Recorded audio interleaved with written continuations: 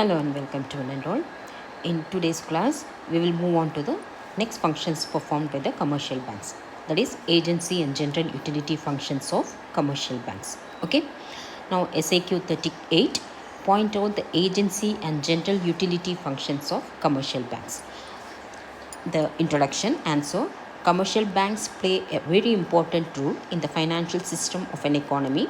They perform certain agency functions and also render certain utility services to their customers apart from accepting deposits and lending loans. So accepting deposits and lending loans is the basic or the primary functions of commercial banks. Okay, and apart from that, they extend their services to their customers further by performing certain other functions which can be classified as the agency functions and the general utility functions. So first, coming to the agency functions, as an agent, commercial bank acts as an agent to its customers.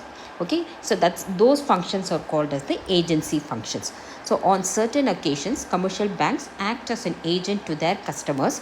See, when you're saying acting as an agent to the customer, see, what is the basic function of the commercial banks?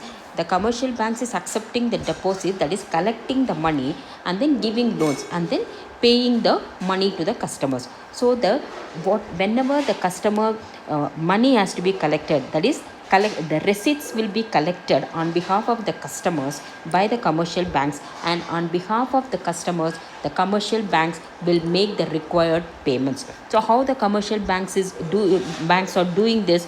Because all the transactions, most of the transactions are made through checks, drafts, etc., isn't it? So which the commercial banks will issue to their customers and transfer the money on behalf of the customer from one account to another account. So whenever the customer is in due of receiving the money or checks from someone from some other bank, the commercial banks collects the money for the customers, and whenever the customer has to pay the money to someone else through checks or draft, the commercial banks makes the payments by transferring the money to the other account in another bank. Okay, so this is the main function, that is agency function of the commercial banks. So the first one, collection of checks, drafts, etc. of their customers from other banks. That is whenever the customer has to receive money from some other person, some other firm, then drawn on the checks or drafts which are drawn on some other bank.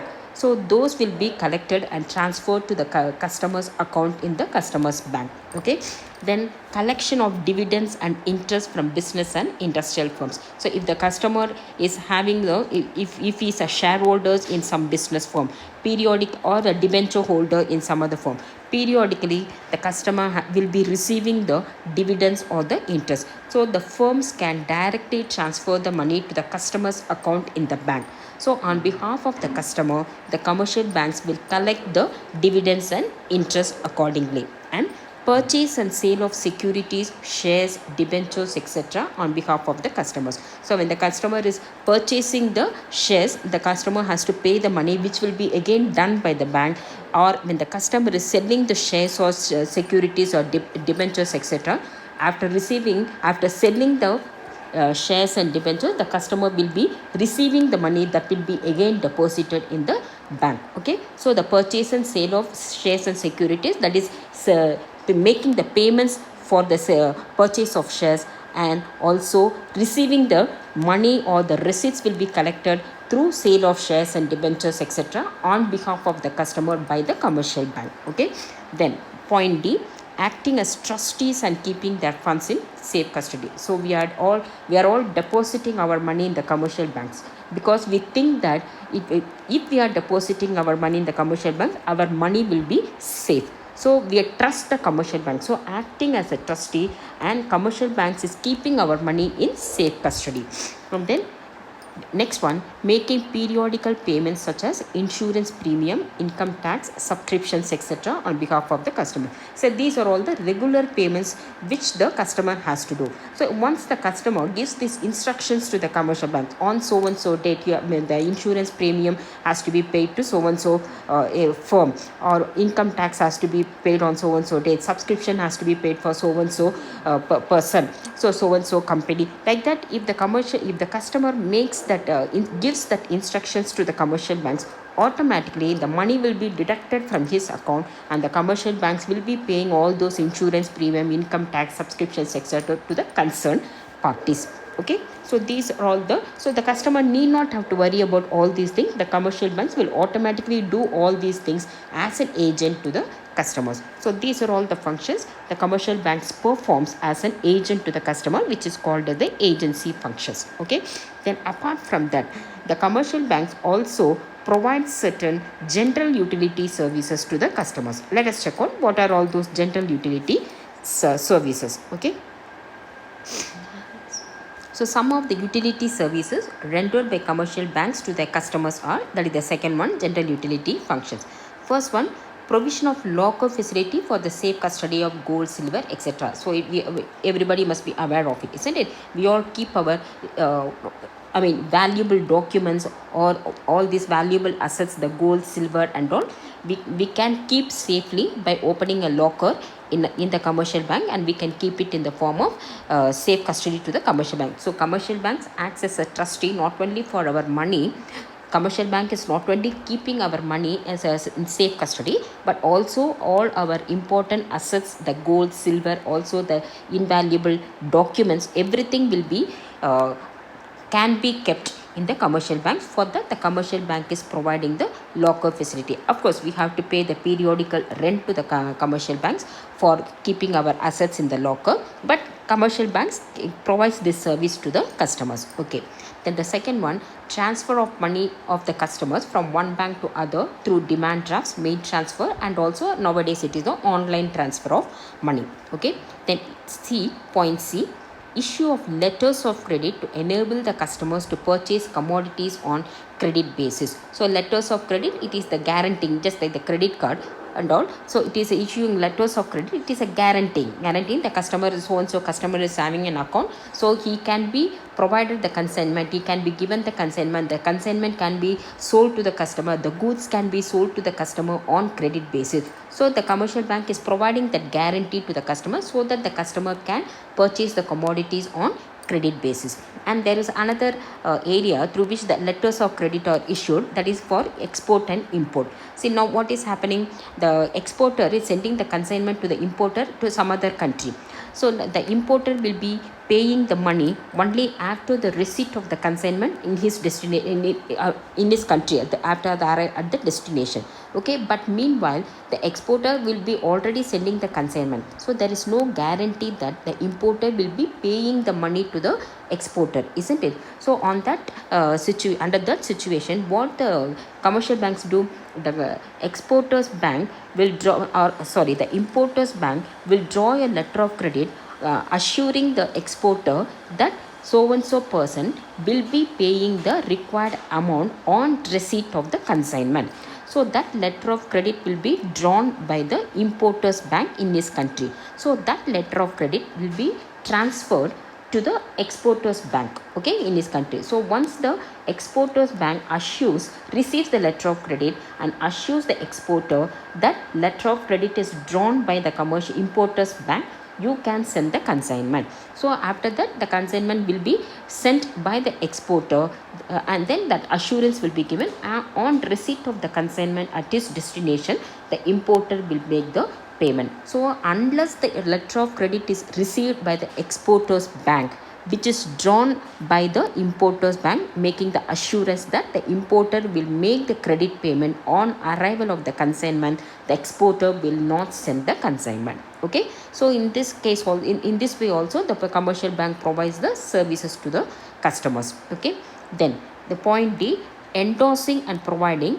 guarantee to the shares issued by the joint stock companies. So endorsing and providing guarantee to the shares. See, when we are purchasing the shares from different companies, people normally, some of the people, they are interested in dealing in shares and they want to make a profit out of it, isn't it? It is like a sort of investment. So it is not, I mean, most of the people will not be knowing about the reputation of each and every company. Okay, so when we are buying a share of a particular company, what is the basis, on what basis we can purchase the shares of the company? How do we know that the company is in good stand, whether the company is running profitably or not? If the company is not running profitably, we will lose our money, isn't it? So if the popular bank is guaranteeing the shares of a particular company, then we will be assured, okay, this company is in sound position, we can purchase the shares of this particular company. It is like an endorsement, it is like an authorization, it is like a guarantee by so and so bank, so that we will be assured of,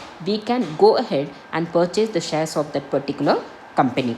Okay, then point E, issue of travelers checks to customers. So issue of, when the customers are traveling abroad, they need not have to carry in the form of cash the currency, because people will be touring, shopping and all, it will be of a great risk to carry the cash. So instead of that, in the place of, to the required amount of cash, to required amount of the currency, the commercial banks will issue the travelers checks. So that cannot be lost. I mean, people cannot steal that, isn't it? Even if it is stolen, and it is of no use.